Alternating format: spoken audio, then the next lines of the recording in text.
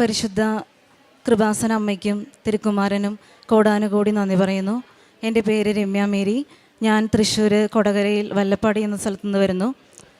ഞാൻ ഉടമ്പടി ആദ്യമായി എടുത്തത് 2022 സെപ്റ്റംബർ 14 ആദ്യത്തെ 3 മാസത്തിനുള്ളിൽ തന്നെ ആ നിയോഗങ്ങളെല്ലാം സാധിച്ചതിന് ഞാൻ ഈ പരിശുദ്ധ അൾത്താരയിൽ വന്ന് സാക്ഷ്യപ്പെടുത്തിയായിരുന്നു.